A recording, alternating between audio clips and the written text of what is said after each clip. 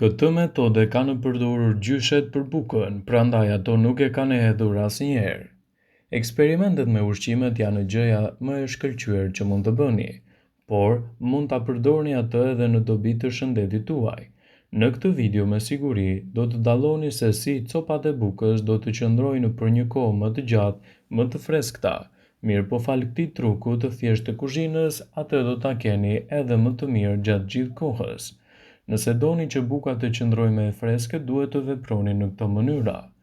Njomeni bukën me ujë, edhe pse tingëllon paksa e pazakontë, mos i hiqni dorë, sepse ky është vetëm veprimi i parë. Fudeni bukën në vrrushkull uji dhe prisni derisa koraja të njomet. Gjithsesi, kujdesuni që pjesa e butë e bukës të mos njomet shumë. Piqeni. Aktivizoni furrën 150-160 gradë dhe futeni bukën e njomur. Piqeni për 6 deri në 12 minuta varësisht nga uji që ka depërtuar në të. Kështu do të kthehet përsëri e freskët.